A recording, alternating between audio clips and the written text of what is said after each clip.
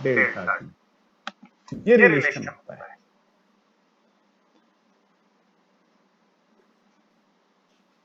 T R है true reading जो होनी चाहिए थी, एस आर है स्केल रीडिंग जो स्केल दे रहा है, और अल्फा एस हो जाएगा बेटा इसका क्या, coefficient of linear expansion scale का, और डेल्टा टी क्या हो जाएगा, डेल्टा टी हो जाएगा टी माइनस टी नोट। ठीक है बच्चों, टी नोट वो टेम्परेचर है जिसपे आपने मार्किंग की थी। टी नोट कौन सा टेम्परेचर है बेटा, जिसपे मार्किंग की थी, इसको बोलेंगे टेम्परेचर ऑफ कैलिब्रेशन। क्या बोलते हैं बच्चे इसको, टेम्परेचर ऑफ कैलिब्रेशन। ठीक है, तो एग्जाम में क्या रहेगा वो आपको बता देगा कि भाई टेम्परेचर ऑफ कैलिब्रेशन ये है, और फिर हम जो मेजरमेंट कर रहे हैं वो इस टेम्परेचर पे कर रहे हैं।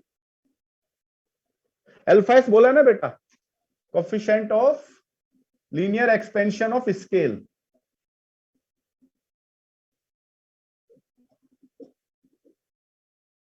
Coefficient of linear expansion of scale, ये स्केल है, मीटर स्केल है।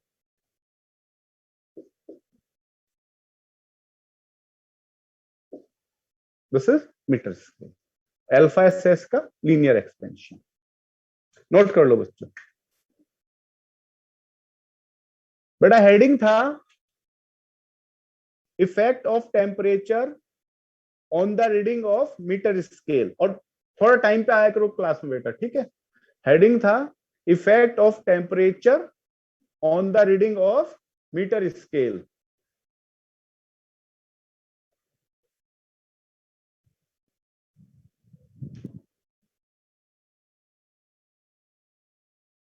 चलिए ये फोर्थ पॉइंट हो गया बच्चों, ठीक है, नोट कर लीजिए, जो नोट नहीं कर पाते वो स्क्रीनशॉट ले सकते हैं इसका।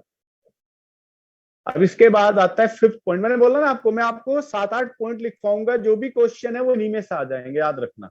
जैसे पहला पॉइंट वो लिखवा था कैविटी वाला, दूसरा पॉइंट कौन सा लिखवाया बच्चों, रेडियस ऑफ कर्वेचर का, तीसरा पॉइंट कौन सा लिखवाया है, फोर्स वाला, कि अगर रॉड को क्लैंप किया हुआ है और टेम्परेचर बदल रहे तो उसके अंदर क्या डेवलप हो जाता है, फोर्स डेवलप हो जाता है, ठीक है ना, उसको हम बोलते हैं थर्मल स्ट्रेस। क्या बोलते हैं बेटा उसको, थर्मल स्ट्रेस। चौथा पॉइंट, सॉरी वो तीसरा पॉइंट था, थर्मल स्ट्रेस है। चौथा पॉइंट मैंने आपको बताया effect of temperature on the metre scale. ठीक है, अब आते हैं पांचवें पॉइंट पे। तो पांचवा पॉइंट है effect of temperature on the time of pendulum clock. ठीक है, पांचवा पॉइंट क्या है बच्चों, effect of temperature on the time of pendulum clock. मतलब जो पेंडुलम क्लॉक होती है उसके टाइम पे टेम्परेचर का क्या इफेक्ट पड़ेगा, अब ये देखते हैं बेटा, ये फिफ्थ पॉइंट है। ठीक है, पेंडुलम क्लॉक के टाइम पर टेम्परेचर का क्या इफेक्ट आएगा, अब ये हम देखेंगे बच्चों यहाँ पे। तो देखिए आप सबने पढ़ा होगा जो सिंपल पेंडुलम होता है बेटा, सिंपल पेंडुलम सबने पढ़ा हुआ है, ये सिंपल पेंडुलम है। अभी मान लीजिए इसकी लेंथ है एल नोट, ठीक है बच्चों, और इसका टेम्परेचर मैं ले रहा हूं थीटा नोट। अभी यहाँ पे मैं टेम्परेचर को बेटा थीटा से लूंगा, क्योंकि जो टी है वो मैं कहाँ यूज करूंगा, टाइम पीरियड के लिए, ये ध्यान दीजिएगा। थीटा नोट क्या है यहाँ पे, टेम्परेचर। पेंडुलम की लेंथ है एल नोट और अभी टेम्परेचर है पेंडुलम का थीटा नोट। तो बेटा जो टाइम पीरियड ऑफ ऑसिलेशन होता है बच्चों, इसके टाइम पीरियड के हिसाब से ही सुई घूमती है। जो पेंडुलम क्लॉक होती है, ध्यान से सुनना बच्चों, जो पेंडुलम क्लॉक होती है उसमें जो सेकंड वाली सुई घूमती है वो हमेशा पेंडुलम के ऑसिलेशन के टाइम पीरियड के अकॉर्डिंग घूमती है। अगर आप पेंडुलम का टाइम पीरियड चेंज कर देंगे, अगर आप पेंडुलम का ऑसिलेशन का टाइम पीरियड बदल देंगे तो जो सेकंड वाली सुई है उसका रोटेशन भी चेंज हो जाएगा, और उसी के अकॉर्डिंग फिर आगे मिनट और आर का भी जो रोटेशन है वो चेंज हो जाता है। मतलब अगर ये ऑसिलेशन फास्ट कर दोगे, ध्यान से सुनना, अगर ये ऑसिलेशन फास्ट कर दोगे बेटा, तो जो सेकंड घूमने लगेगी और बाकी दोनों सुई भी तेज घूमने लगेगी। और अगर ये ऑसिलेशन स्लो कर दोगे, अगर ये ऑसिलेशन धीरे धीरे होंगे, तो सेकंड वाली सुई भी धीरे धीरे घूमेगी और बाकी दोनों जो मिनट और आर वाली सुई है वो भी धीरे धीरे घूमेगी। तो ये इफेक्ट पड़ता है। अब इसमें क्या होता है देखिएगा आप, इसका जो टाइम पीरियड होता है पेंडुलम का बेटा, इसका फॉर्मूला होता है T naught equal to 2 pi under root L naught by g. ठीक है, ये फॉर्मूला होता है टाइम पीरियड का, सबने पढ़ा ही होगा बच्चे तो, time period of simple pendulum. ठीक है, नहीं पढ़ा है तो आप पढ़ लो, ये फॉर्मूला होता है 2 pi under root L naught by g. अब बेटा अगर मैं टेम्परेचर को थीटा नोट से थीटा कर दूंगा बच्चों, अगर टेम्परेचर थीटा नोट से थीटा हो जाएगा तो जो पेंडुलम की लेंथ है वो भी एल नोट से एल हो जाएगी, नहीं, और एल इक्वल टू किसके हो जाएगा, L naught 1 plus alpha delta theta. Alpha क्या है बेटा, इसका ये जो है पेंडुलम जो है इसका एक्सपेंशन, ठीक है ना, अल्फा है coefficient of linear expansion of this pendulum, ये लेंथ हो जाएगी इसकी। और जो नया टाइम पीरियड है बेटा टी, वो क्या हो जाएगा बच्चों, टी हो जाएगा 2 pi under root L by g, ये नया टाइम पीरियड हो जाएगा। ठीक, ये टाइम पीरियड था कब, थीटा नोट पर, ये टाइम पीरियड बेटा थीटा नोट पे था। थीटा नोट क्या है, इनिशियल टेम्परेचर, थीटा क्या है, फाइनल टेम्परेचर। तो जब फाइनल टेम्परेचर थीटा हो जाएगा तो जो पेंडुलम है, पेंडुलम की लेंथ हो जाएगी एल, और इसका फॉर्मूला हो जाएगा L naught 1 plus alpha delta theta. Alpha क्या है बच्चों, coefficient of linear expansion of pendulum, और डेल्टा थीटा क्या है, डेल्टा थीटा है थीटा माइनस थीटा नोट, ये। और जो टाइम पीरियड है वो हो जाएगा 2 pi under root L by g के, एल की वैल्यू रख देंगे बेटा इसमें, तो ये हो जाएगा T equal to 2 pi under root, ठीक है, एल की वैल्यू रख देंगे, हो जाएगा L naught 1 plus alpha delta theta upon g, ये हो जाएगा। ठीक, इसको ऐसे लिख लेंगे T equal to 2 pi under root L naught by g, और ये आएगा 1 प्लस एल्फा डेल्टा थीटा की पावर हाफ। बच्चों ये हो जाएगा,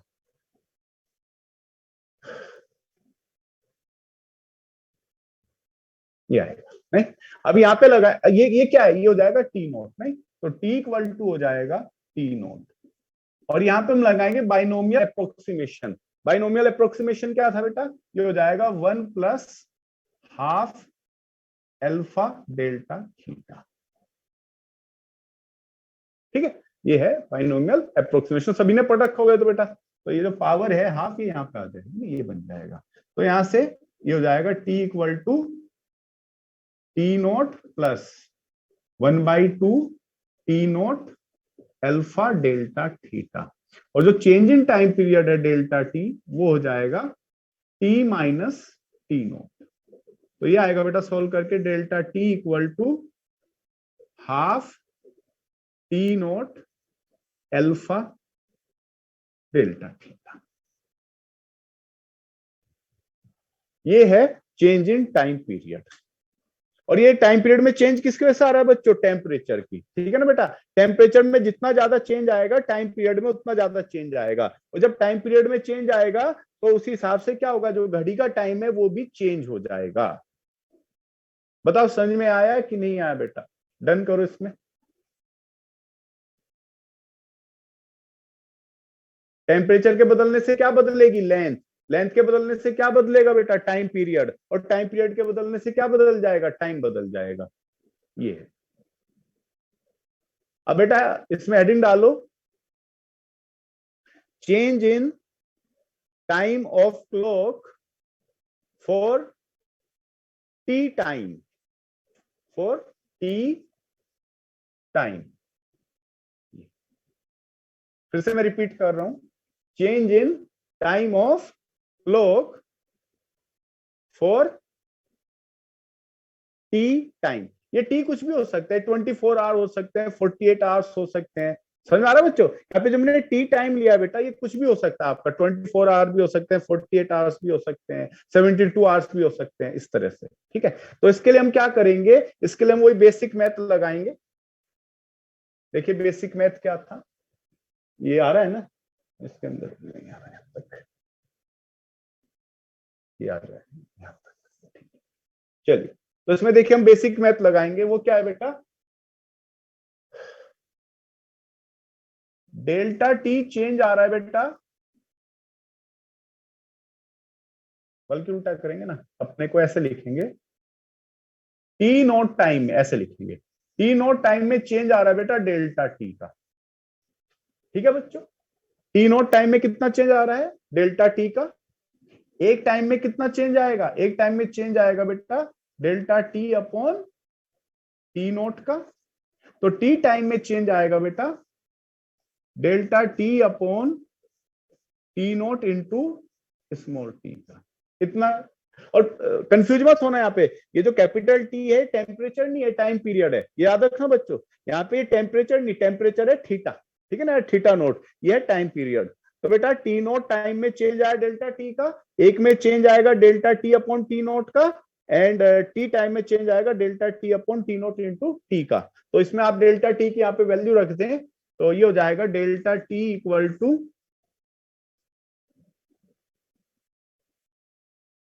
डेल्टा टी की वैल्यू रख देंगे बेटा, टी नोट से टी नोट कट जाएगा, तो ये आ रहा है 1/2 into T into alpha into delta theta.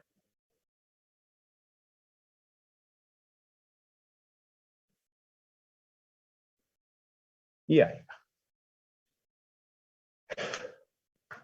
बताओ बच्चों समझ में आया क्या बेटा? तो इतना चेंज आएगा टी टाइम में, इतना, half into T into alpha into delta theta, इतना चेंज आ जाएगा।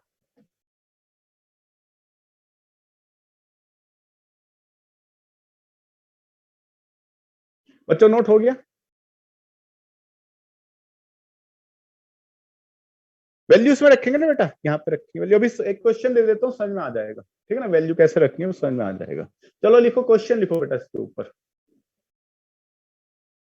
ए pendulum clock is calibrated at 20 degree Celsius.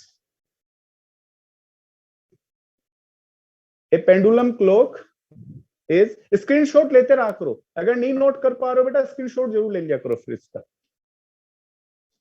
ठीक है, तो a pendulum clock is calibrated at 20 degree Celsius, मतलब वो जो मार्किंग की गई क्लॉक की जो मार्किंग की गई थी बेटा, वो किस पे की गई थी, 20 डिग्री सेल्सियस पे की गई थी। Thermal coefficient of linear expansion for pendulum is 10 to the power minus 5 per degree Celsius. Thermal coefficient of linear expansion for pendulum is 10 to the power minus 5 per degree Celsius. ये alpha given है बेटा आपको। Now this pendulum clock is used at 50 degree Celsius. Now this pendulum clock is used at 50 degree Celsius. Calibration किया था 20 degree Celsius पे बच्चों, और use कर रहे हैं इसको 50 डिग्री सेल्सियस पे, ठीक है ना, क्लॉक को। तो आगे लिखो, फाइंड द टाइम गेन और lose by clock in 24 hours. Find the time gain और lose by clock in 24 hours। तो आपको बताना है 24 आवर में क्लॉक कितना टाइम गेन करेगी और लूज करेगी। गेन मतलब फास्ट और लूज मतलब slow.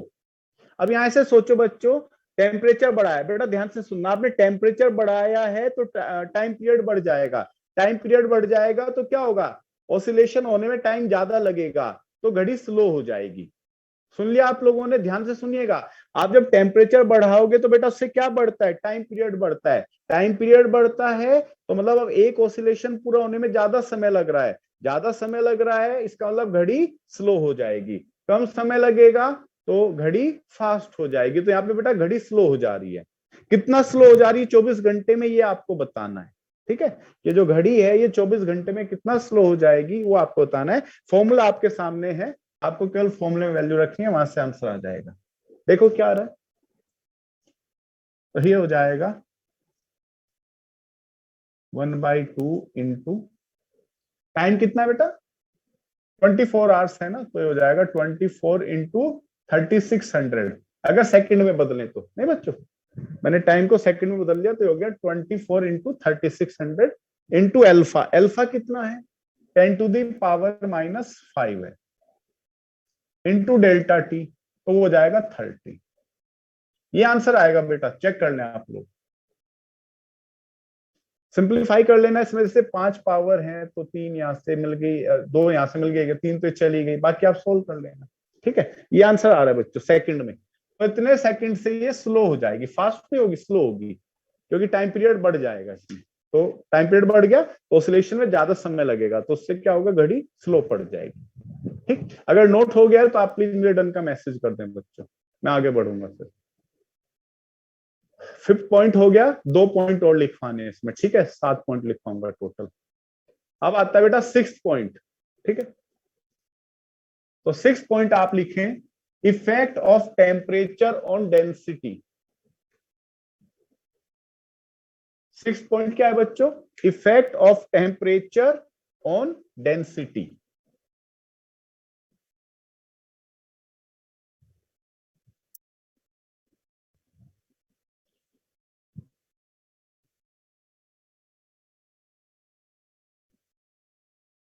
Effect of temperature on density. ठीक है, तो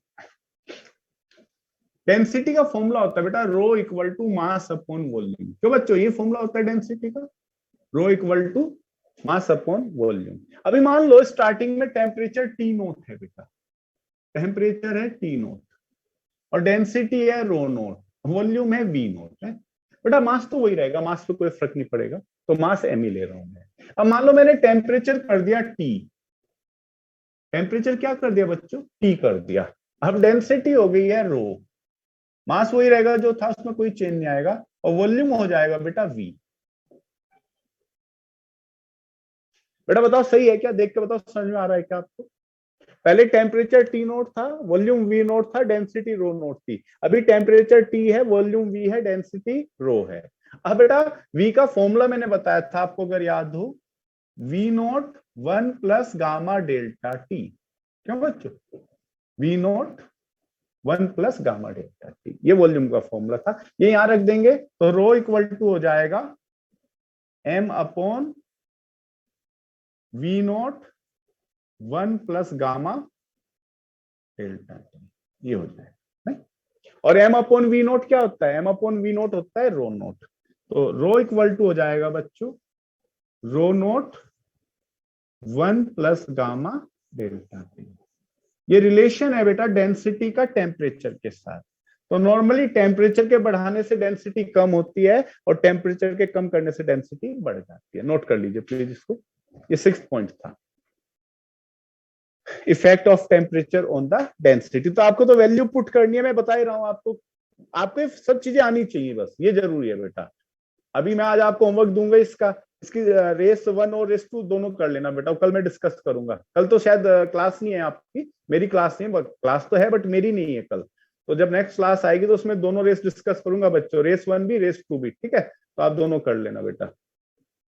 रेस, अरे रेस मतलब वो बिगनर बॉक्स यार लीडर में उन्हीं को क्या है ना रेस बोल देते हैं, ये जो आपके बिगनर बॉक्स होते हैं लीडर बैचेज में, उसको रेस बोल देते हैं, इसलिए रेस बोल दिया मैंने। बिगनर बॉक्स से मेरा मतलब है बिगनर बॉक्स 1 बिगनर बॉक्स 2 दोनों कर लेना। 3 तो आज हमने कर लिया बेटा डिस्कस, ठीक है, 1 और 2 आप लोग कर लेना, तो फिर से अगली क्लास में डिस्कस कर लेंगे।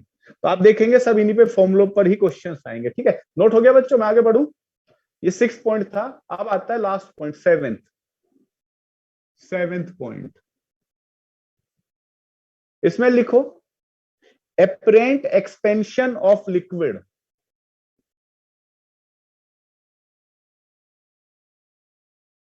एपरेंट एक्सपेंशन ऑफ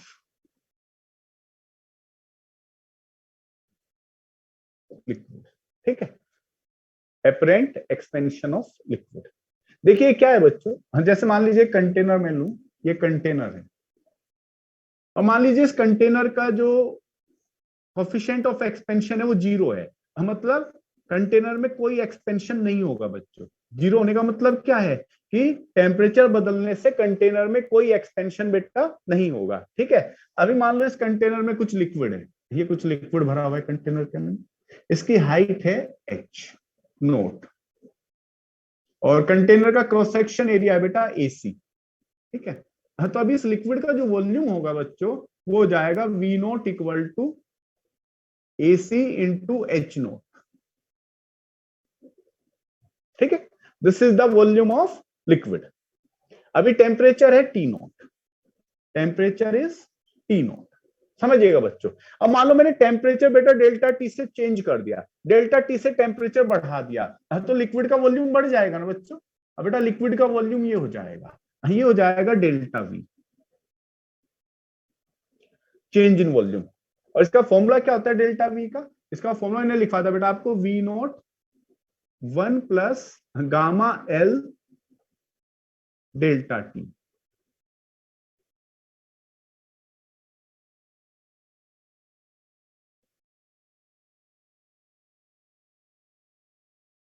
देख के बताओ बेटा समझ में आ रहा है क्या? पहले वॉल्यूम था लिक्विड का V नोट, ठीक, फिर मैंने टेम्परेचर चेंज कर दिया, तो टेम्परेचर चेंज करने से क्या होगा बच्चों, वॉल्यूम चेंज हो जाएगा बेटा, और वॉल्यूम चेंज होके हो गया डेल्टा V। और डेल्टा V का फॉर्मूला क्या लिखा था, V नोट, सॉरी 1 प्लस नहीं आएगा ना इसमें, ये हो जाएगा आपका V note gamma L delta T, ये फॉर्मूला हो जाएगा डेल्टा V का, चेंज इन वॉल्यूम का। ठीक है, तो यहाँ पे जो आपको एक्सपेंशन दिखेगा वो रियल दिखेगा बच्चों, ध्यान से सुनना, यहाँ पे जो भी एक्सपेंशन दिखेगा वो रियल दिखेगा, जो एक्चुअल में होगा वही आपको दिखेगा, क्योंकि कंटेनर का अपना कोई एक्सपेंशन नहीं हुआ। अब इसी में मान लो अगर कंटेनर का भी एक्सपेंशन हो जाता तो, अब मान लो अगर गामा C 0 नहीं है बेटा और टेम्परेचर बदलने से कंटेनर भी एक्सपेंड हो जाए, तो क्या होगा फिर, जब कंटेनर फैलेगा तो उस स्पेस को भरने में भी लिक्विड खर्च होगा, तो उस केस में आपको जो इसका एक्सपेंशन दिखेगा लिक्विड का वो इससे कम दिखेगा। बेटा इसके लिए जरा मेरे को रेस्पॉन्स दो, समझ में आ रहा है आपको कि नहीं आ रहा है जो मैं कह रहा हूं? अभी क्या है, कंटेनर का एक्सपेंशन नहीं हो रहा है, केवल लिक्विड का एक्सपेंशन हो रहा है, तो अभी आपको जो भी एक्सपेंशन दिख रहा है वो लिक्विड का दिख रहा है। ये डेल्टा V क्या है बेटा, डेल्टा V लिक्विड का एक्सपेंशन है, और ये एक्चुअल है। क्या है, ये एक्चुअल है, क्योंकि कंटेनर तो फैला नहीं। और अब अगर इसमें कंटेनर भी फैल जाए तो जो कंटेनर फैलेगा उसमें जो खाली जगह बनेगी, उस खाली जगह को भरने में भी लिक्विड खर्च होगा, तो उस केस में आपको जो एक्सपेंशन दिखाई देगा वो एक्चुअल से कम दिखाई देगा, उसी को बोलते हैं बेटा एपरेंट एक्सपेंशन ऑफ लिक्विड। तो मान लीजिए कंटेनर का भी एक्सपेंशन हो गया बेटा, अभी गामा C 0 नहीं है बच्चों। ठीक है, तो पहले मान लो बेटा लिक्विड का लेवल जब एक्सपेंशन नहीं हुआ था वो यही था, ये वाला डायग्राम बना लेते हैं। पहले लिक्विड की हाइट ये थी बेटा H नोट, बच्चों ध्यान से देखेंगे, लिक्विड की हाइट मैंने सेम लिया H नोट। ठीक है, अब क्या हुआ बच्चों, मैंने यहाँ पे कंटेनर का भी एक्सपेंशन लिया है, तो जो पहले लिक्विड की हाइट ये आ रही थी अब ये नहीं आएगी, इससे कम आएगी बेटा। अब मान लीजिए हो सकता है लिक्विड की हाइट कुछ ये आए, ध्यान दीजिएगा, मतलब जो एक्सपेंशन दिखेगा ना आपको वो ये दिखेगा। ये बताना बेटा समझ में आ रहा है क्या आप लोगों को?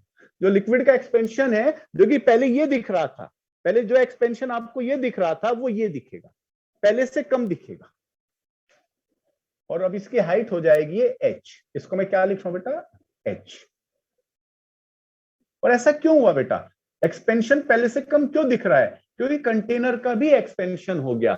जैसे मान लो, हाँ एक्चुअल से कम दिखेगा अपने को, नहीं नहीं एक मिनट, एक्सपेंशन तो उतना ही हुआ जितना होना था, ये भी बात है, ध्यान से सुनना बेटा, लिक्विड का एक्सपेंशन हुआ उतना ही है जितना होना था, बट अपने को ऑब्जर्व कम हो रहा है। क्योंकि कंटेनर एक्सपेंड कर गया इसलिए। तो जैसे मान लो कंटेनर का पहले क्रॉस सेक्शन एरिया एसी था, तो अब जो इसका नया क्रॉस सेक्शन एरिया आएगा कंटेनर का वो हो जाएगा एसी इंटू 1 प्लस बीटा सी इंटू डेल्टा टी। बेटा देख के बताना ये वाला बात समझ में आई क्या आपको?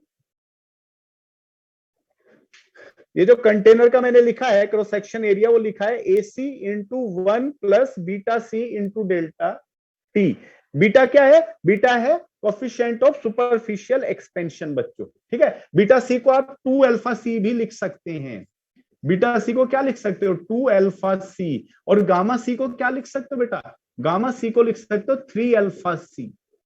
सी मतलब कंटेनर, सी से मतलब क्या मेरा? कंटेनर से बेटा। और अब जो लिक्विड की हाइट है वो है एच, और लिक्विड का वॉल्यूम हो जाएगा वी। और बेटा वी इक्वल टू क्या हो जाएगा? वी इक्वल टू हो जाएगा बच्चों H into A C into 1 plus beta C into delta T. बेटा देख के बताना समझ में आ रहा है क्या? लिक्विड का वॉल्यूम ये हो जाएगा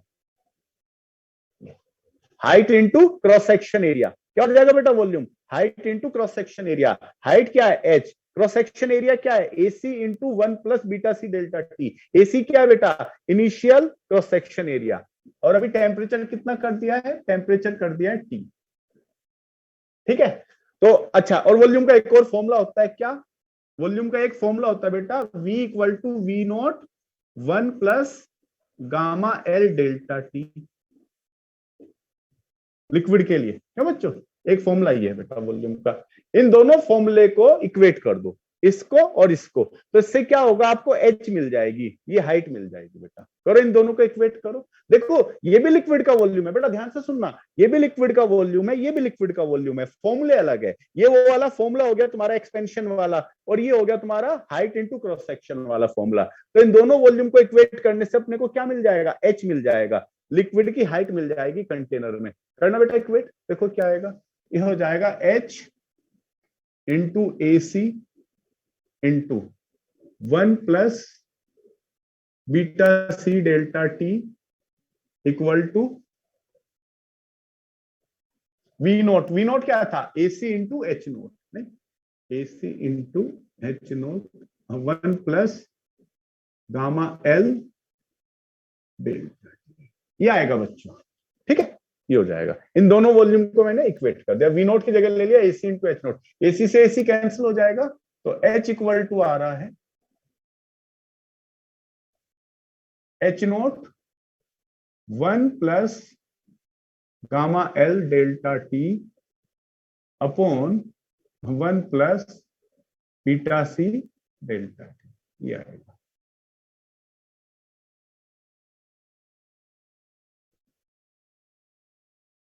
ये हो जाएगी हाइट।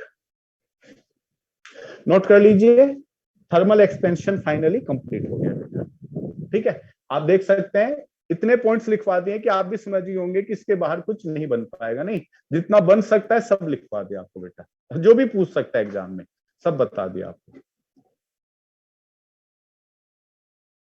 हाँ, एक और फॉर्मूला होता है गामा एपरेंट का ना लिक्विड के लिए, क्योंकि भाई जो अपने को एक्सपेंशन है वो कम दिखेगा ना बेटा, तो एक फॉर्मूला होता है गामा एपरेंट बोलते हैं उससे। तो गामा एपरेंट इक्वल टू होता है बच्चों गामा एल माइनस गामा सी।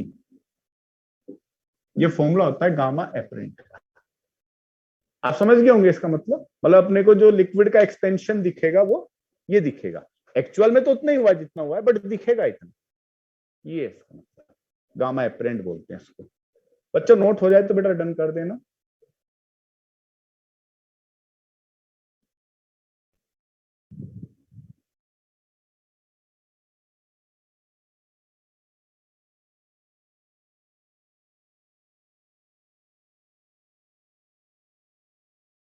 नोट करते जाएं आप लोग, और जो नोट नहीं कर पाए वो स्क्रीनशॉट जरूर लेते रहें बेटा। ज्यादा स्क्रीनशॉट नहीं बनेंगे, तो जितने भी बने उतने आप ले लो, फिर उसके बाद आराम से बैठ के नोट करते रहना, तो देख देख करके। नहीं, चलिए अब बेटा थोड़ी सी चर्चा करते हैं थर्मोमीटर। तब तक मैंने थर्मोमीटर पे कोई चर्चा नहीं की। कैलोरीमेट्री करा दिया आपको, थर्मल एक्सपेंशन करा दिया। अब आते हैं थर्मोमीटर पर, ठीक है।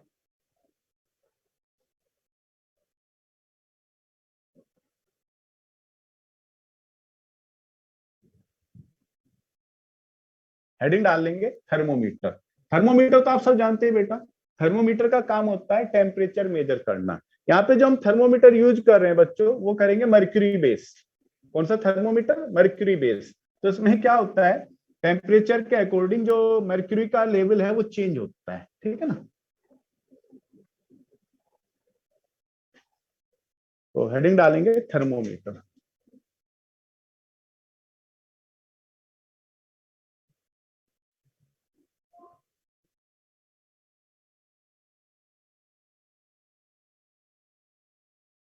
ठीक है, तो तीन तरह के थर्मोमीटर हम यहाँ पढ़ते हैं बच्चों। एक होता है सेल्सियस स्केल, एक केल्विन स्केल, और तीसरा होता है फ़ारेनहाइट स्केल।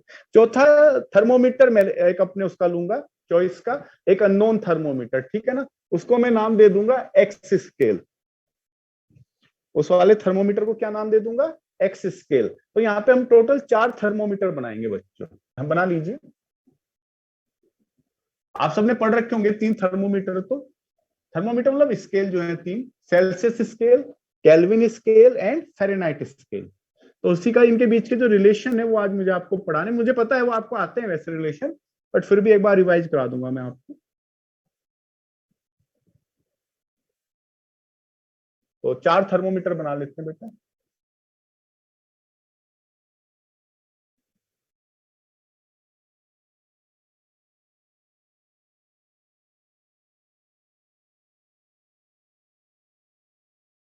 ठीक है,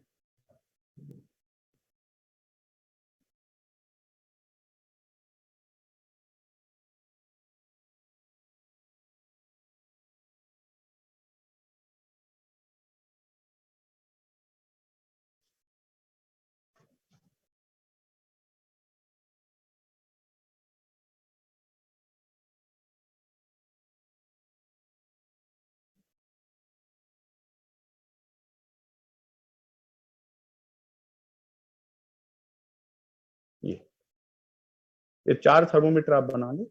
ये हो जाएगा आपका सेल्सियस, ये केल्विन, ये फ़ारेनहाइट, और ये एक अननोन है, इसका नाम मैं रख रहा हूं एक्स।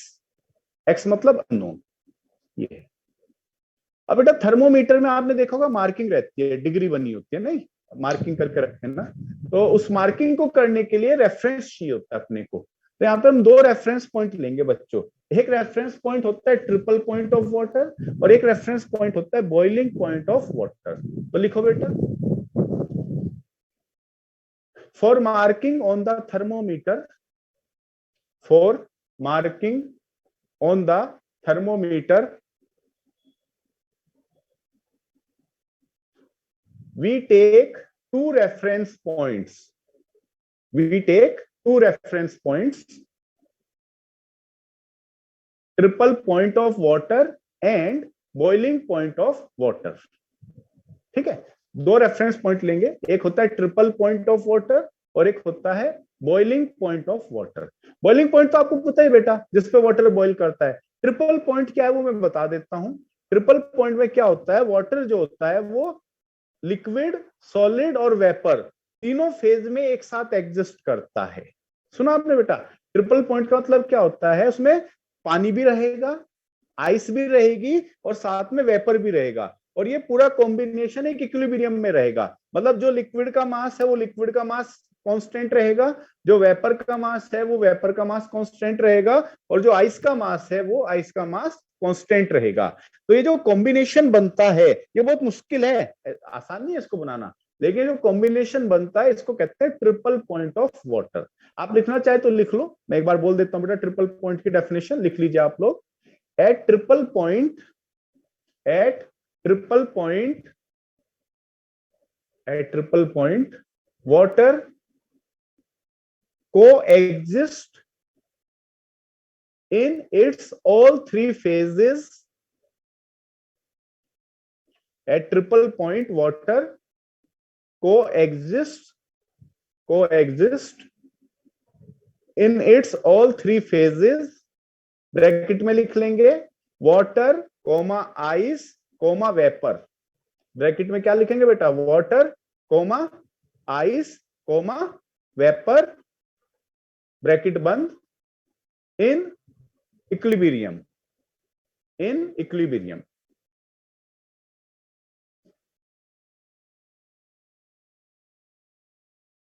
तो जो वाटर है वो इन तीनों फेज में इक्विलिब्रियम में रहता है, इसको कहते हैं ट्रिपल पॉइंट। अब आगे लिखेंगे, on Celsius scale temperature at triple point is 0 degree Celsius. ये है बच्चों ट्रिपल पॉइंट, ठीक है। तो ट्रिपल पॉइंट पर सेल्सियस स्केल पे जो टेम्परेचर है वो क्या होता है, 0 डिग्री सेल्सियस, ठीक। On kelvin scale it is 273.16 kelvin. On Fahrenheit scale it is 32 degree Fahrenheit. और इस पे हम ले लेंगे इसको टीपी, जो एक्स स्केल है उस पे इसको मैं टीपी लिख रहा हूं बेटा, ट्रिपल पॉइंट को टीपी लिख रहा हूं, देख लीजिएगा, ठीक है। तो सेल्सियस स्केल पे टेम्परेचर मैंने लिखा है 0 डिग्री सेल्सियस, केल्विन पे लिखा है 273.16 केल्विन, और फ़ारेनहाइट स्केल पे टेम्परेचर है ये 32 डिग्री फ़ारेनहाइट, ठीक। ये तो हो गया ट्रिपल पॉइंट बेटा। अब आते हैं बॉइलिंग पॉइंट पर, ये हो जाएगा boiling point, BP. BP is boiling point. तो बॉइलिंग पॉइंट पे क्या होगा, जो सेल्सियस स्केल है उसका टेम्परेचर होता है 100 डिग्री सेल्सियस, आप सबको पता है बच्चों बॉइलिंग पॉइंट। केल्विन स्केल पे होता है 373.16 केल्विन, एंड फ़ारेनहाइट स्केल पे होता है 212 डिग्री फ़ारेनहाइट, ऐसा। और जो एक्स स्केल है उस पे इसको मैं बॉइलिंग पॉइंट ही लिख रहा हूं बेटा, देख लीजिएगा ध्यान से, ठीक है। अब होता है क्या है, जो सेल्सियस स्केल है उसमें ये जो बीच का स्पेस है 0 से लेकर 100 के बीच का, इसको 100 इक्वल डिग्री में डिवाइड करते हैं बेटा, किसमें, 100 इक्वल डिग्री में, और हर एक डिग्री का साइज सेम रहेगा, तो ऐसे टोटल 100 डिग्री बनाएंगे बच्चों इसमें।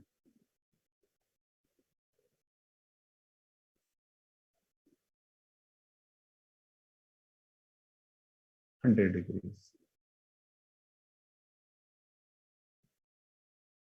ऐसे ही केल्विन स्केल पे भी जो है 100 डिग्री आएंगी, मतलब दोनों स्केल पे साइज ऑफ डिग्री सेम होता है। बच्चों ध्यान से सुनना, केल्विन स्केल और सेल्सियस स्केल दोनों पे साइज ऑफ डिग्री क्या होता है, सेम होता है।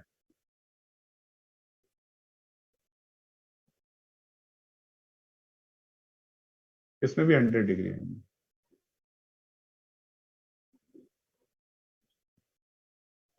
फ़ारेनहाइट पे होती है 180 डिग्री, इसमें जो डिग्रीज है ना बच्चों क्राउडेड होती है बेटा, फ़ारेनहाइट स्केल पे डिग्री क्राउडेड रहती है।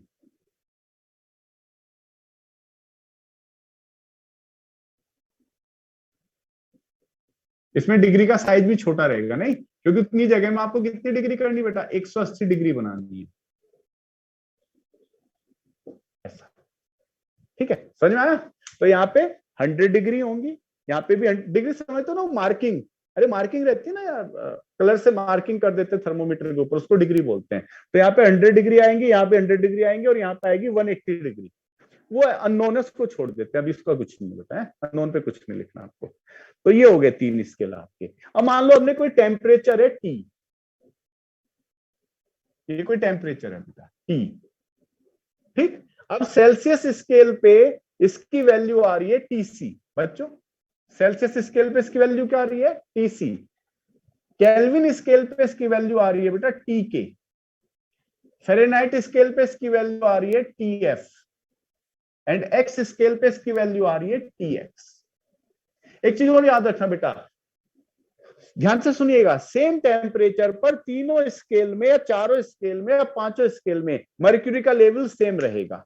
ये बात सुन लिया आप सबने, ध्यान से सुनिएगा मैंने जो बोला है बेटा, अगर टेम्परेचर सेम है तो सभी स्केल में मर्क्यूरी का लेवल सेम आएगा। जो मर्क्यूरी का लेवल इसमें होगा वही मर्क्यूरी का लेवल इसमें भी होगा, वही मर्क्यूरी का लेवल इसमें आएगा, वही मर्क्यूरी का लेवल उसमें आएगा, क्योंकि बेटा मर्क्यूरी तो सेम है तो उसका लेवल भी सब में सेम आएगा। ये अलग बात है कि जो टेम्परेचर की वैल्यू है वो अलग होगी। वो अलग क्यों होगी, क्योंकि हमने रेफरेंस वैल्यू अलग ले ली। जैसे टीपी की यहाँ रेफरेंस वैल्यू क्या है, 0, यहाँ पे टीपी की रेफरेंस वैल्यू क्या है 273.16, टीपी की यहाँ पे रेफरेंस वैल्यू क्या बेटा 32 डिग्री फ़ारेनहाइट। तो इसलिए ये जो टेम्परेचर आएंगे सब अलग अलग आएंगे। बेटा ध्यान से सुनिएगा, ये टेम्परेचर अलग होगा, ये अलग होगा, ये अलग होगा, ये अलग होगा, क्योंकि हमने रेफरेंस वैल्यू ही अलग ली थी। लेकिन जो मर्क्यूरी का लेवल है वो सब में सेम होगा। अगर आप मेरी बात समझ गए तो डन कर दें।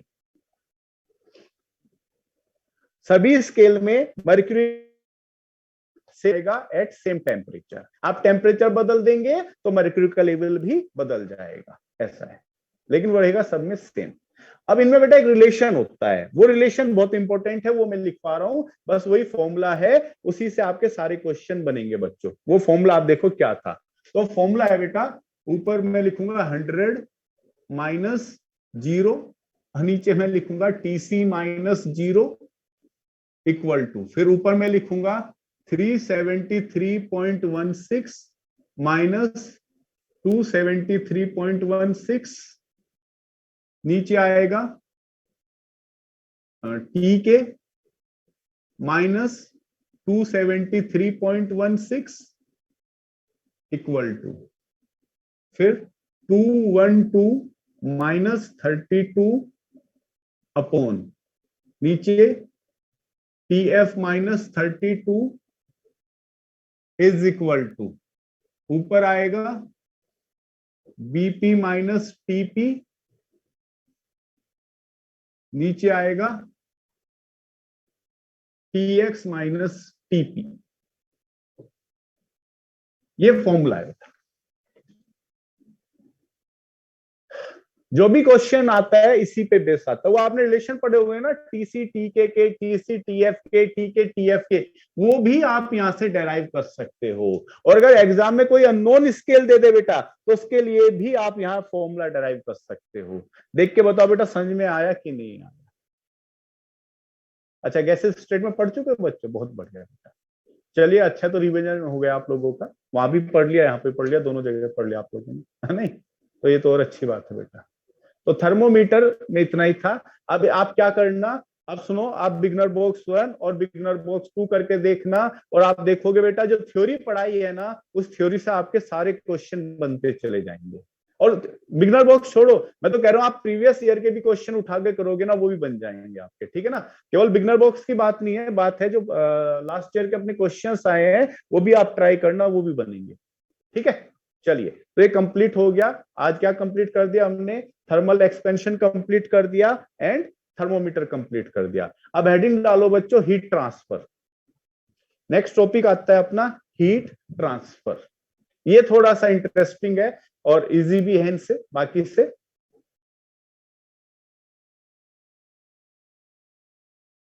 जो पढ़ा रहा हूं बेटा देखो, इसको क्या करना, आपको क्लास खत्म हो जाएगी, बैठ के एक बार पूरा रिवीजन कर लेना तो सब हो जाएगा, ठीक है? आपको कुछ भी नहीं करना, आपको जितना मैं पढ़ा रहा हूं बस एक बार नोट्स रिवाइज करने हैं, तो आपका पूरा रिवीजन हो जाएगा उसी से। और एक्स्ट्रा कुछ भी नहीं पढ़ना, ये भी सुन लो, कोई बुक नहीं करनी, कुछ भी नहीं करना, केवल आपको नोट्स करने हैं मेरे, ये मेरी गारंटी है। अगर नोट्स अच्छे से कर लोगे उसी से काम हो जाएगा। एचसीवी अभी मत करो, क्योंकि एचसीवी में क्या बेटा, कुछ क्वेश्चंस इस तरह के हैं जो अपने कोर्स में नहीं है। जैसे थर्मोमीटर में भी उसने क्या है ना, अजीबो गरीब कुछ चीजें डाल रखी है, अपने कोर्स में ही नहीं बेटा। तो एचसीवी अभी मत करना, एचसीवी में बता दूंगा, सिलेक्टेड क्वेश्चन करने हैं उसके बच्चों। अभी आप मॉड्यूल कर लेना आज तो बस, ठीक है? आज के लिए मैंने होमवर्क दे दिया, मॉड्यूल आप मॉड्यूल करो आराम से बैठ के। नहीं, थ्योरी मत करो बेटा, थ्योरी कुछ भी नहीं करनी आपको, कहीं से भी नहीं करनी थ्योरी, केवल आप मेरे नोट्स की करोगे बस। नोट्स में से थ्योरी सुनो, आपको क्या करना है मैं बता देता हूं। आप नोट्स से थ्योरी पढ़ लो और क्वेश्चन मॉड्यूल से कर लो, अभी ये कर लो। एचसीवी की जगह डीसी पांडे कर लो, ज्यादा अच्छा रहेगा बेटा, क्योंकि एचसीवी के जो क्वेश्चन है ना बहुत सारे इररिलेवेंट है, इसके थर्मो के खास तौर से। थर्मो में बहुत सारे क्वेश्चन ऐसे हैं जो अपने कोर्स में नहीं है, जिनकी अपने को जरूरत नहीं है, जैसे उसमें ह्यूमिडिटी, ड्यू पॉइंट, ये सब भी दिया हुआ है, ठीक है ना बच्चों? एचसीवी में ह्यूमिडिटी दे रखा है, किया है सर एक बार, क्या बताना बेटा? ये ऊपर ये लिखा मैंने 100 माइनस 0, और फिर नीचे लिखा है TC minus 0 equal to 373 minus 273, फिर नीचे लिखा है TK माइनस 273, ऐसे बेटा। फिर ऊपर लिखा है 212 माइनस 32, नीचे लिखा है TF माइनस 32, फिर ऊपर लिखा है BP माइनस TP, नीचे लिखा है बेटा TX माइनस TP। ये है, तो ये एक तरह से आप कह सकते हैं लेंथ का रेशियो है। अगर आप ध्यान से देखोगे ना, क्या है ये? लेंथ का रेशियो है बेटा। नहीं, ये एक लेंथ है ना अपने आप में, देखो ये भी एक लेंथ है, ये भी एक लेंथ है, तो इनका रेशियो है। ये लेंथ का रेशियो, ये लेंथ का रेशियो, ये लेंथ का रेशियो, ये लेंथ और ये लेंथ का रेशियो। तो वो वास्तव में एक लेंथ का रेशियो है और कुछ भी नहीं है। ठीक है, चलिए हम आगे बढ़ता हूं। हेडिंग डालो बच्चों, हीट ट्रांसफर।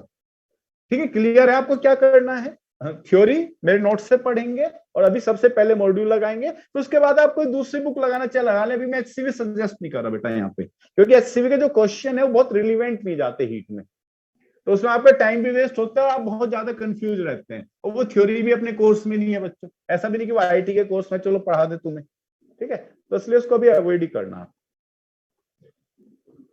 बाकी और कोई जो बुक लगानी है वो आप लगा सकते हो, ऑब्जेक्टिव में कोई दूसरी बुक आपके पास से उसे आप लगाएं, मजे से लगाएं, कोई दिक्कत नहीं, सब बन जाएंगे आपके क्वेश्चन। चलो भाई, अब आते हैं हीट ट्रांसफर पे बेटा।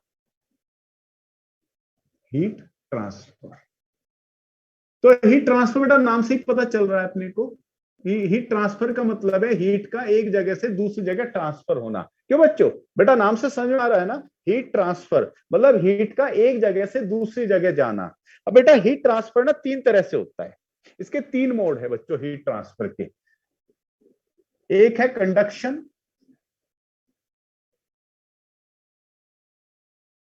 एक मोड है इसका कंडक्शन, फिर एक मोड है कन्वेक्शन, और एक मोड है रेडिएशन।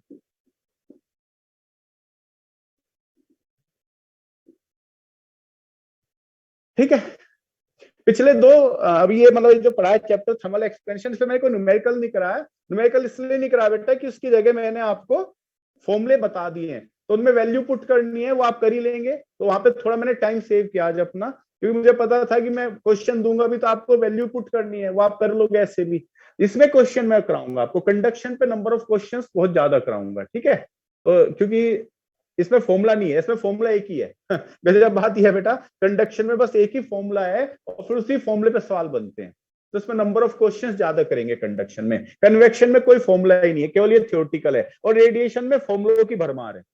सुन लेना बच्चों, कंडक्शन में एक फॉर्मूला, कन्वेक्शन में एक भी नहीं, और रेडिएशन में भरमार है फॉर्मूलों। तो तैयार है ना इसके लिए? तो तीन मोड बताए हीट ट्रांसफर के, कंडक्शन, कन्वेक्शन, रेडिएशन। कंडक्शन किस में होता है बच्चों? सॉलिड में। सॉलिड में होता है कंडक्शन। फ्लूइड, फ्लूइड बोले तो लिक्विड एंड गैसेस, उनमें होता है कन्वेक्शन। एंड रेडिएशन होता है बच्चों स्पेस में। जैसे सन से अर्थ पे जो एनर्जी आती है वो रेडिएशन के थ्रू आती है। बताओ बच्चों, माइक्रोवेव में जो खाना गर्म करते हैं वो रेडिएशन के थ्रू होता है। माइक्रोवेव में जो खाना गर्म होता है आपका ना, वो कंडक्शन से होता है ना कन्वेक्शन से होता है? वो किससे होता है बच्चों? रेडिएशन से। ठीक है ना, रेडिएशन बोले तो इलेक्ट्रोमैग्नेटिक वेव, इलेक्ट्रोमैग्नेटिक वेव, इसको कहते हैं बेटा रेडिएशन। तो अभी हम सबसे पहले स्टार्ट करेंगे कंडक्शन, और याद रखना कंडक्शन किस में होता है? सॉलिड में होता है। माइक्रोवेव में कन्वेक्शन मोड भी हो सकता है थोड़ा बहुत, जो अंदर की हवा है उसमें, बट मेन तो बेटा रेडिएशन ही होते हैं बच्चे उसमें। ठीक है ना, देखो होते तो तीनों ही है वहां पे भी। अब जैसे कंटेनर है, तो कंटेनर के अंदर तो कंडक्शन भी होगा भाई, वो जो खाना है आप ऐसे सीधा तो रख नहीं दोगे ना, किसी कंटेनर पर रखोगे, तो जो कंटेनर की वॉल है वो तो सॉलिड है, तो उसमें तो कंडक्शन भी होगा ऐसे तो होने को। लेकिन ये होता है, मेन होता है कि भाई ज्यादा किसके कारण हो रहा है ट्रांसफर, तो ज्यादा उसमें रेडिएशन के कारण होता है। ठीक है, ऐसा नहीं होता कि केवल एक ही होगा, मतलब ऐसा नहीं कि रेडिएशन है तो बस रेडिएशन होगा, वहां कन्वेक्शन या कंडक्शन नहीं हो सकता, ये भी हो सकते हैं। पर देखी जाती है मेजोरिटी किसकी है, चल किसकी रही है, तो माइक्रोवेव में चलती है रेडिएशन की ज्यादा, उसमें रेडिएशन जनरेट होता है, और रेडिएशन जनरेट होकर के फिर खाने को गर्म करता है माइक्रोवेव में। ठीक है बच्चों, कन्वेक्शन भी थोड़ा बहुत हो सकता है, मैं मना नहीं करता, क्योंकि भाई माइक्रोवेव आपने बंद कर दिया, अंदर हवा भी तो है, तो हवा क्या है? फ्लूइड है, तो उस फ्लूइड में कन्वेक्शन हो सकता है। और जो कंटेनर है, कंटेनर की दीवार क्या है बेटा? सॉलिड है, तो उसमें क्या हो जाएगा? कंडक्शन हो जाएगा। ये भी होंगे, बट मेजोरिटी इसकी रहती है। चलो, अब हम सबसे पहले बात करेंगे कंडक्शन की। आज की जो अपनी क्लास है बेटा वो कंडक्शन पे रहेगी। आज इनको दो को छोड़ देंगे, ठीक है, इन पे ध्यान नहीं देंगे ना, अभी कन्वेक्शन पे ध्यान देंगे ना रेडिएशन पे। अभी अपने को ध्यान देना है कंडक्शन पे। पहले तो समझ लेते हैं कंडक्शन है क्या। पहले इसको समझ लेते हैं बच्चों, ठीक है, सब बहुत ध्यान से देखेंगे। अरे तुमने कभी नोटिस किया, चलो एक प्रैक्टिकल एग्जांपल लेंगे। गैस पे हमने प्रेशर कुकर रख दिया बेटा है, और नीचे से जो है गैस ऑन कर दी, प्रेशर कुकर रख के गैस को ऑन कर दिया, तो क्या होता है आपने देखा होगा, पहले जो है प्रेशर कुकर का बेस गर्म होगा नहीं, और बेटा धीरे धीरे आप देखेंगे पूरा प्रेशर कुकर गर्म हो जाता है। बताओ भाई समझ में आ रहा है कि नहीं आ रहा है बेटा? पहले क्या होगा, जो प्रेशर कुकर का बेस है वो गर्म होगा, फिर धीरे धीरे उसकी वॉल भी पूरी गर्म हो जाएगी, फिर थोड़ी देर के बाद आप देखेंगे बेटा जो ऊपर लीड है, जो प्रेशर कुकर का जो ढक्कन है वो भी गर्म हो जाता है। तो ये जो उसमें हीट का ट्रांसफर हुआ किसमें, प्रेशर कुकर में, ये होता है कंडक्शन के थ्रू।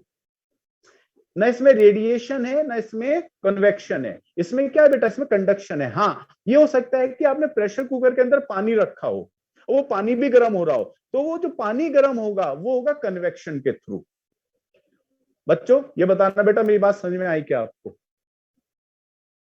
प्रेशर कुकर जो गर्म हो रहा है वो रहा है कंडक्शन के थ्रू, और अगर प्रेशर कुकर के अंदर पानी है तो पानी जो गर्म होता है वो होता है बेटा कन्वेक्शन के थ्रू, जो कि हम कल पढ़ेंगे, आज नहीं पढ़ेंगे इसको। आज हम अपना फोकस केवल किस पर रहेगा, आज अपना फोकस रहेगा कंडक्शन पे, ठीक है। तो देखिए कैसे होता है कंडक्शन, वो मैं आपको सिखाता हूं। बेटा ये एक सॉलिड ऑब्जेक्ट है, जैसे कोई रॉड है मान लीजिए, ये एक रॉड है, ठीक, और इस रॉड की लेंथ है L, क्रॉस सेक्शन एरिया है बेटा इसका A। ध्यान से देखेंगे बच्चों, रॉड की लेंथ है L, क्रॉस सेक्शन एरिया है A। इधर मैंने टेम्परेचर मेंटेन कर दिया T1, और इधर मैंने टेम्परेचर मेंटेन कर दिया T2। बहुत ध्यान से समझना अपने को, इधर का टेम्परेचर कितना है बेटा T1, उधर का टेम्परेचर कितना है बेटा T2, और मान लीजिए T1 T2 से ज्यादा है, T1 is greater than T2, ठीक है, T1 T2 से ज्यादा है। अब बेटा ये सॉलिड है, सॉलिड किससे बनता है, एटम से। बच्चों सॉलिड किसका बना होता है बेटा, एटम का, और इसके अंदर एटम रेस्ट पे नहीं होते बेटा, एटम ऑसिलेट करते हैं। एटम क्या करते हैं, ऑसिलेट करते हैं, वाइब्रेट करते हैं, और इनके ऑसिलेशन का जो एम्पलीट्यूड होता है ना बच्चों, वो डिपेंड करता है टेम्परेचर पे। बेटा जहां टेम्परेचर ज्यादा होगा वहां पर एम्पलीट्यूड लार्ज होगा, और जहां पे टेम्परेचर कम होगा वहां पे एम्पलीट्यूड स्मॉल होगा। समझ गए आप मेरी बात को? ये एटम है, ये एटम क्या करेंगे, ऑसिलेट करेंगे। जैसे T1 ज्यादा है, ध्यान से सुनिएगा, T1 टेम्परेचर ज्यादा है तो यहाँ पे जो एम्पलीट्यूड आएगा वो लार्ज आएगा, यहाँ पे जो एम्पलीट्यूड आएगा वो क्या आएगा, कम होता जाएगा। जैसे जैसे आप T2 की तरफ जाएंगे बेटा, एम्पलीट्यूड ऑफ ऑसिलेशन छोटा होता जाएगा। मैं एक बार और रिपीट करूंगा अपनी बात को, एक सॉलिड ऑब्जेक्ट है, सॉलिड किसका बना है बेटा, एटम का, और एटम क्या कर रहे हैं, ऑसिलेट, और जो एम्पलीट्यूड ऑफ ऑसिलेशन है वो किस पे डिपेंड करता है बच्चों, वो डिपेंड करता है टेम्परेचर पे। तो जहां पे टेम्परेचर ज्यादा होता है वहां पे एम्पलीट्यूड ऑफ ऑसिलेशन ज्यादा होता है, और जहां पे टेम्परेचर कम होगा वहां पर एम्पलीट्यूड ऑफ ऑसिलेशन क्या होगा बच्चों, कम होगा। अब क्या होता है बेटा, चूंकि यहाँ पे एम्पलीट्यूड ज्यादा है और यहाँ पे एम्पलीट्यूड कम है, तो एम्पलीट्यूड अलग होने के कारण इन दोनों एटम में टक्कर होती है। बहुत ध्यान से सुनना बेटा, इस इस एटम के ऑसिलेशन का एम्पलीट्यूड ज्यादा है, इस एटम के ऑसिलेशन का एम्पलीट्यूड कम है, तो एम्पलीट्यूड में डिफरेंस आ गया है। डिफरेंस आने के कारण क्या होता है, में टक्कर होती है बच्चों। और जब दो एटम में टक्कर होती है तो उसमें क्या होता है, जो हाई एनर्जी का एटम होता है वो अपनी कुछ एनर्जी और मोमेंटम अगले एटम को ट्रांसफर कर देता है। जैसे इस एटम के पास ज्यादा एनर्जी है बेटा, इस एटम के पास कम एनर्जी है, तो ज्यादा एनर्जी वाला एटम अपनी कुछ एनर्जी और मोमेंटम कम एनर्जी और मोमेंटम वाले एटम को ट्रांसफर कर देगा। इस तरह से हर ज्यादा एनर्जी वाला एटम कुछ अपनी एनर्जी कम एनर्जी वाले एटम को क्या करता जाएगा, ट्रांसफर करता जाएगा, और इस तरह से बेटा यहाँ पे एनर्जी का ट्रांसफर होगा, और इसी ट्रांसफर ऑफ एनर्जी को बोलते हैं कंडक्शन। बताओ समझ में आया कि नहीं आया? और बेटा यही एक तरह से हीट का फ्लो भी हो रहा है, एक तरह से यहाँ पे हीट क्या हो रही है, ट्रांसफर हो रही है। आप लोग मुझे अब जवाब दें, आपको चमका कि नहीं चमका बेटा? हीट ट्रांसफर कैसे हो रहा है, चीज समझ में आई कि नहीं आई बेटा? तो जो सॉलिड है उसमें जो हीट ट्रांसफर होता है बच्चों, वो होता है बेटा एटम्स के वाइब्रेशन के थ्रू। एक चीज और है यहाँ पे, एक और चीज है बेटा, क्या?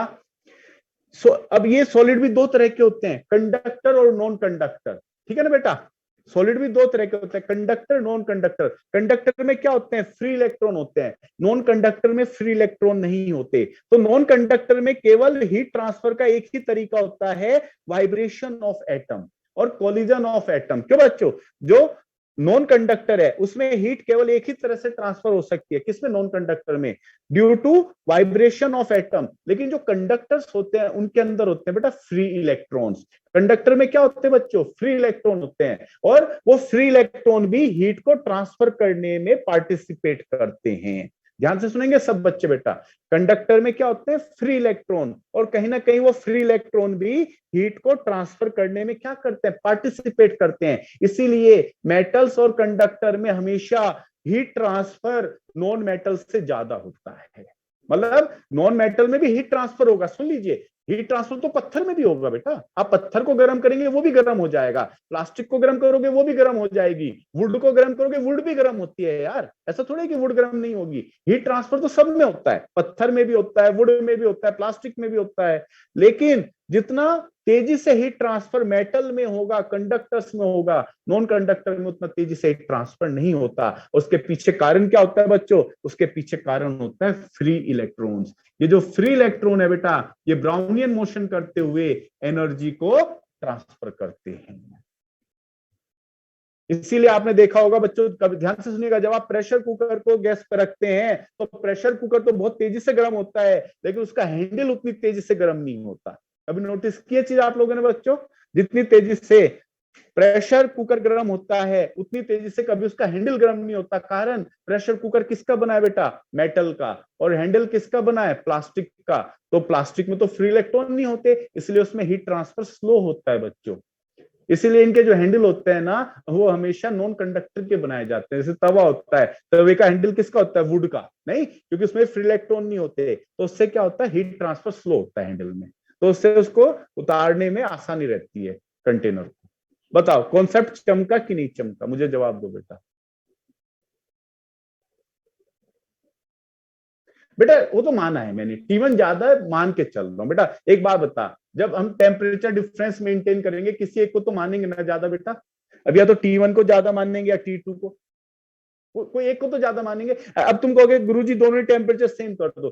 बेटा अगर मैं दोनों ही टेम्परेचर सेम कर दूंगा तो फिर क्या होगा? सभी एटम के वाइब्रेशन का एम्पलीट्यूड सेम हो जाएगा। क्यों बच्चों? अगर मान लो मैंने हर जगह टेम्परेचर सेम कर दिया तो वाइब्रेशन का एम्पलीट्यूड सेम हो जाएगा, फिर एटम में टक्कर ही नहीं होगी, और जब एटम में कोई टक्कर ही नहीं होगी तो फिर एनर्जी का ट्रांसफर भी नहीं होगा बेटा। बोलो बात क्लियर हुई कि नहीं हुई आपको बेटा? ये तो भैया क्या हुआ, बात सुनो, टेम्परेचर अलग है इसलिए एम्पलीट्यूड ऑफ ऑसिलेशन अलग है, और एम्पलीट्यूड ऑफ ऑसिलेशन अलग है इसलिए टक्कर हो रही है। टक्कर हो रही है तो उसकी वजह से एनर्जी ट्रांसफर हो रही है, और एनर्जी हमेशा कहां ट्रांसफर होती है बच्चों?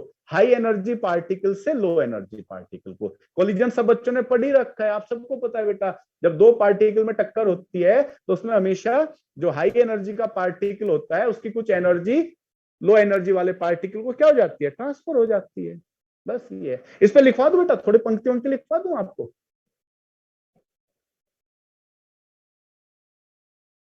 ठीक है तो लिख लो, चलो लिख लीजिए। हाँ लिखो बच्चों। In solid heat is mainly transferred by conduction. In solid, heat is mainly transferred by conduction. Conduction is a process. Conduction is a process in which atoms of high energy and larger amplitude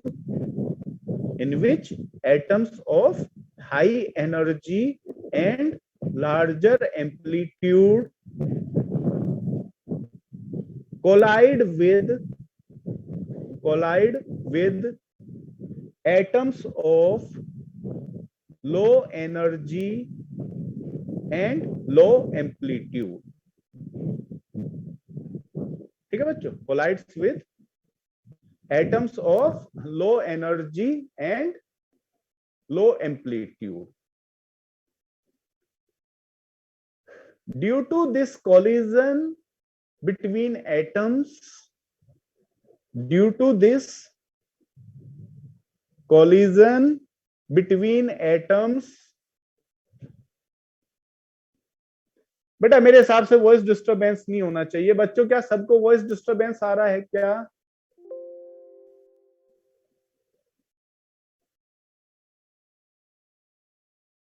कुछ no कह रहे हैं, कुछ yes कह रहे हैं, कुछ कह रहे आ रहा था, अब ठीक है। ठीक है बच्चों, हो सकता है बेटा थोड़ा सा वेदर भी मैं देख रहा हूँ खराब हो रहा है बाहर का, उसका इफेक्ट पड़ सकता है। ठीक है, चलिए, पढ़ सकता है बेटा थोड़ा बहुत, कोई नहीं, रिकॉर्डिंग मिलेगी उसमें से आप सुन लेना फिर है, एक बार रिकॉर्डिंग से और सुन लेना। मैं फिर रिपीट कर रहा हूं बेटा। Due to collision between atoms, energy and momentum are transferred due to collision between atoms, energy and momentum are transferred from high temperature to low temperature। ठीक है बच्चों, energy and momentum are transferred from high temperature to low temperature. This process is called conduction. This process is called conduction.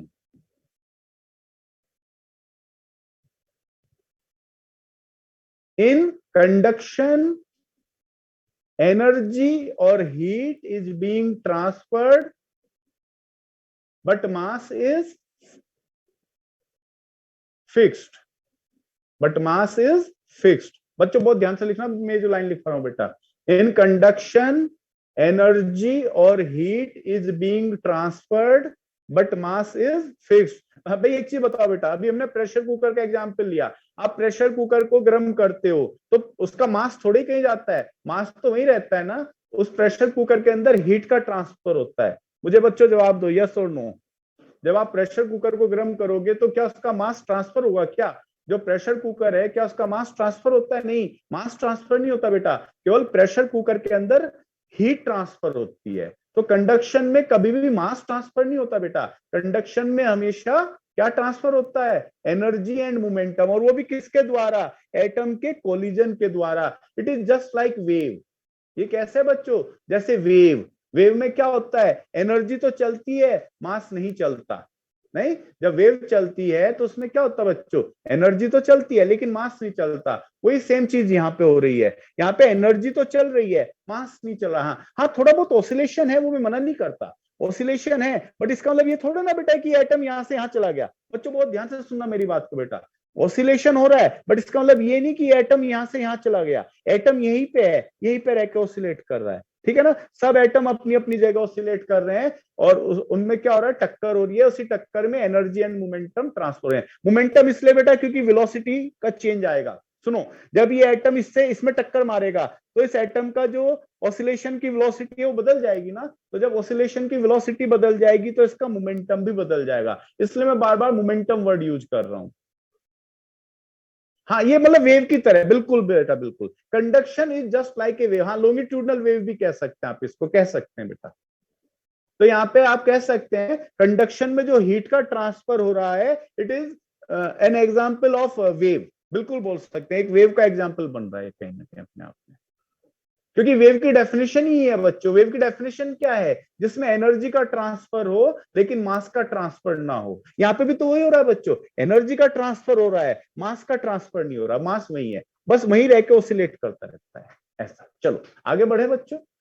ठीक है, but इसको wave से relate इसलिए नहीं करते क्योंकि कोई सेंस नहीं वेव से रिलेट करने का। ऐसा है तो ये वेव का ही एग्जाम्पल, बट उससे रिलेट करके कुछ मिलेगा नहीं अपने को, ऐसा है।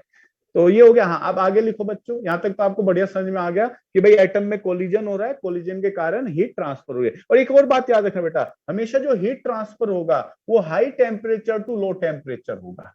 ये एरो देखना बच्चों, मैंने एरो बनाया है। एरो का मतलब है जो भी एनर्जी का ट्रांसफर हो रहा है वो हमेशा हाई टेम्परेचर से लो टेम्परेचर की तरफ होता है। ठीक है, फिर अब आगे लिखो बेटा। इन केस ऑफ मेटल और conductors, in case of metal और conductor, free electron also participate in conduction in case of metal or conductor. In case of metal or conductor, free electrons also participate in conduction. That's why in metal heat transfer is faster than non-metals.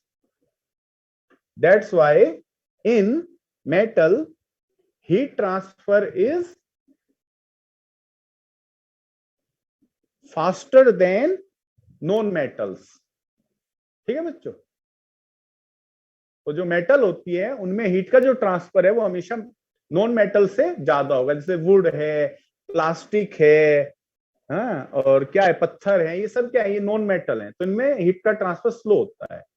Iron है, aluminium है, steel है, इनमें क्या होता है बच्चों, heat का transfer ज्यादा होता है।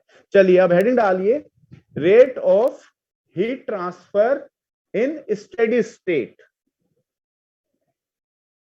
यहाँ पे वो जो एक फॉर्मूला मैं लिखवा रहा हूं बच्चों, और गजब बात है फॉर्मूला एक ही है बस उसी पे सारे सवाल बनेंगे। मतलब मैं आपको यहाँ पे कुछ नहीं तो 6-7 क्वेश्चन कराऊंगा इस चैप्टर में, कंडक्शन में, और देखिएगा फॉर्मूला एक ही रहेगा, ठीक है, उसी पे सारे सवाल हैं। और बहुत बढ़िया सवाल बनते हैं, मतलब एडवांस लेवल तक के सवाल बन जाते हैं एक फॉर्मूले के ऊपर बेटा। तो हेडिंग डालो, rate of heat transfer in steady state. Steady state का मतलब क्या है वो अभी मैं समझाऊंगा बेटा आपको। स्टेडी स्टेट, ठीक है, यही आपके कोर्स में है। एक होता है इसमें ट्रांजिएंट स्टेट भी होता है, वो भी बताऊंगा बाद में, वो उतना नहीं है, ज्यादा इसी पे आता है। मतलब 99.9% क्वेश्चन बेटा इसी पे आते हैं, सुना आपने, 99.9% क्वेश्चन इसी पे आते हैं। क्या हो गया बेटा,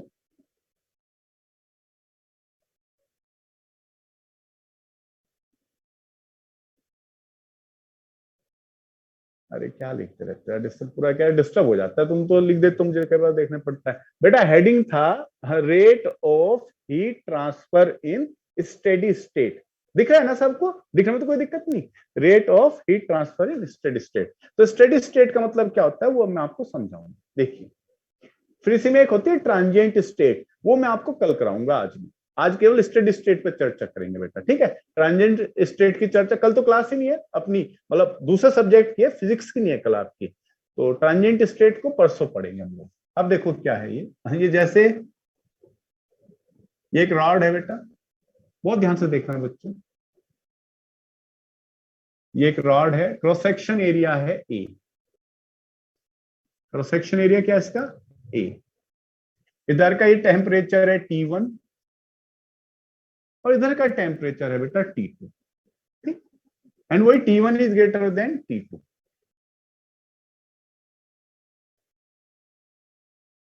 बहुत ध्यान से देखना बच्चों, T1 T2 से ज्यादा है। अब बेटा मैं यहाँ पे दो क्रॉस सेक्शन एरिया ले रहा हूं, एक ये और एक ये दो क्रॉस सेक्शन एरिया है बच्चों, ठीक है।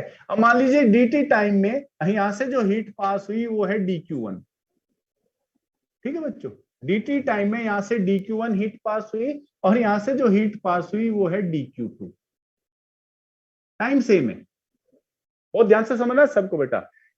dt टाइम में यहां से हीट पास हुई है dq1 और यहां से हीट पास हुई है dq2।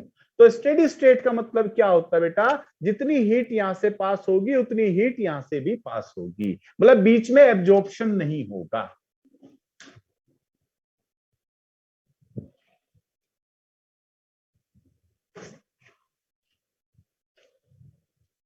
बेटा बताना समझ में आई क्या मेरी बात। स्टेडी स्टेट का मतलब क्या होता है, जितनी हीट यहां से पास हुई है उतनी ही यहां से भी पास होनी चाहिए और बीच में कोई हीट एब्जॉर्ब नहीं होनी चाहिए, उसको कहते हैं स्टेडी स्टेट।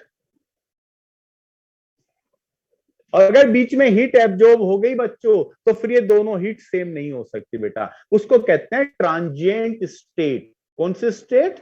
Transient state. वो मैं आपको आगे पढ़ाऊंगा। आज हम जो चर्चा कर रहे हैं बेटा वो किस पे कर रहे हैं? आज हम चर्चा कर रहे हैं स्टेडी स्टेट पे। तो स्टेडी स्टेट का मतलब होता है dq1 is equal to dq2। ये है। अगर मैं इसको टाइम से डिवाइड कर दूं, ठीक है, अगर मैं इसको टाइम से डिवाइड कर दूं दोनों तरफ बेटा, हाँ, तो ये हो जाएगा dq1 by D T equal to dq2 by D T.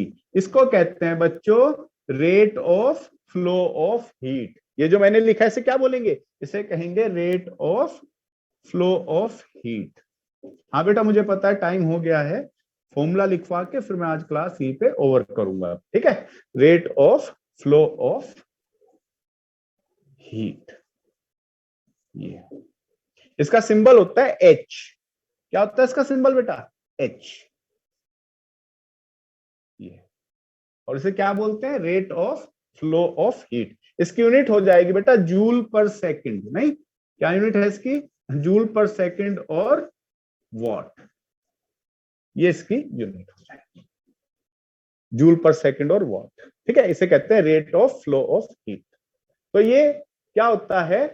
अरे टाइम हो गया, मुझे पता है भाई, मुझे पता है टाइम हो गया। मतलब 1 मिनट ऊपर हुआ है, उसी में अगर ऐसे आईटी की तैयारी करोगे ना बेटा तो नहीं होती आईटी की तैयारी ऐसे यार। अगर आप एक एक मिनट का हिसाब रख के पढ़ रहे हैं तो फिर ये कैसे हम मान लें कि आईटी की पढ़ाई चल रही है भाई? नहीं, उसमें इतना भी माइन्यूट हिसाब मत रखो यार। अच्छा 7:20 पर क्लास छूटनी थी, 7:21 हो गया, अब तक क्लास नहीं छूटी। नहीं, तो ये ऐसे कैसे हम आईटी की पढ़ाई पढ़ेंगे बेटा? मतलब कि अब से आपको क्या लगता है? अच्छा मैं अपने सामने घड़ी लगा के पढ़ा करूं? एक बोले घड़ी लगा लूं अपने सामने और उसमें टाइम देख देख के पढ़ाऊं, और जैसे ही 7:20 हो जाए बस वही मारकर छोड़ दूं, आपको अच्छा लगेगी ये चीज? भाई आप भी नहीं चाहेंगे ना कि टीचर ऐसे पढ़ाए कि बिल्कुल घड़ी देख के पढ़ा रहा, टाइम होते बस वही मारकर छोड़ दिया, चलो जी आज का मेरा काम हो गया, अब चलो। ऐसे थोड़ी आईटी की पढ़ाई होती है यार। एक टॉपिक चल रहा है, उसको ढंग से कंप्लीट करेंगे, वाइंड अप, मतलब उसको क्या कहना चाहिए, वाइंड अप करके तभी तो छोड़ेंगे उसको। चलो, तो एच है rate of flow of heat. इसका फॉर्मूला होता है बेटा एच का। और देखो एच, ये ऐसे एच जो है ना वो ऐसे होता है, ऐसे इसकी डायरेक्शन ऐसा है, ये एच है। एच ये बिल्कुल ऐसे जो करंट, जैसे वायर में करंट होता है ना, ऐसे यहाँ एच होता है। बताओ समझ में आई क्या मेरी बात? जैसे हम वायर में करंट दिखाते हैं ना, आई लिखते हैं ना, वायर में करंट आई, बिल्कुल वैसे यहाँ पे लिखे बेटा एच।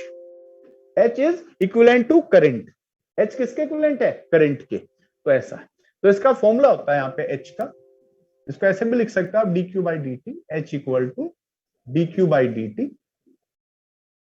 और ये होता है के ए T1 माइनस T2। बेटा इसमें हमेशा हाई टेम्परेचर में से लो टेम्परेचर घटाना, याद रहे आपको, अपॉन एल।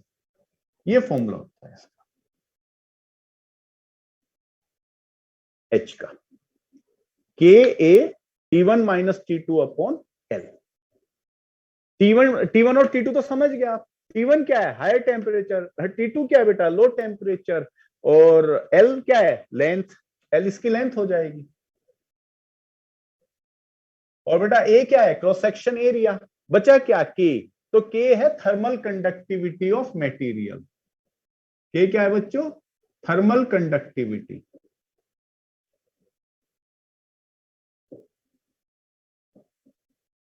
थर्मल कंडक्टिविटी इसकी यूनिट होती है बेटा वॉट पर मीटर केल्विन। इसकी न्यूमेरिकल वैल्यू एग्जाम में गिवन रहेगी बच्चों।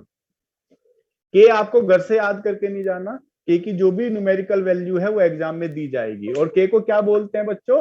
Thermal conductivity of material. पता है के जितना ज्यादा होगा, के जितना ज्यादा होगा, फ्लो ऑफ हीट भी उतना ज्यादा होगा। या आप कह सकते हैं rate of flow of heat भी उतना ज्यादा होगा। वो ऑब्जेक्ट उतनी अच्छी थर्मल कंडक्टर होगी। अब देखो अपने को दोनों ही ऑब्जेक्ट चाहिए होती है बेटा। अपने को ऐसी भी ऑब्जेक्ट चाहिए जो बहुत अच्छी थर्मल कंडक्टर हो, और अपने को ऐसी भी ऑब्जेक्ट चाहिए जो बहुत बुरी थर्मल कंडक्टर हो। समझे आप? जैसे आप कोई वो बना रहे हैं, इंसुलेटर बना रहे हैं, थर्मल इंसुलेटर बना रहे हैं, तो वहां पर आप ऐसा मटेरियल यूज करेंगे जिसकी थर्मल कंडक्टिविटी बहुत कम हो। क्यों बच्चों? अगर आप कोई थर्मल इंसुलेटर बनाते हैं, थर्मस वगैरह बनाते हैं, तो आप वहां पे ऐसा मटेरियल यूज करेंगे जिसकी थर्मल कंडक्टिविटी क्या हो, बहुत कम हो, नहीं? और अगर आप मान लो कंटेनर ये बना रहे, प्रेशर कुकर बना रहे हैं, तो प्रेशर कुकर के लिए आप कैसा मटेरियल यूज करेंगे जिसकी थर्मल कंडक्टिविटी बहुत ज्यादा हो। नहीं, ये क्या लिख रहे हो भाई बार बार, कैट 1 K80 नहीं है यार, ये के है थर्मल कंडक्टिविटी, ए है cross section area, T1 temperature है, T2 टेम्परेचर। फॉर्मूला है बेटा, एक्सपेरिमेंटल फॉर्मूला है बच्चे, ठीक है? कैसा फॉर्मूला है ये? एक्सपेरिमेंटल फॉर्मूला है। चलिए फिर नोट कर लीजिए, बाकी जो है अगली क्लास में करते हैं डिस्कस।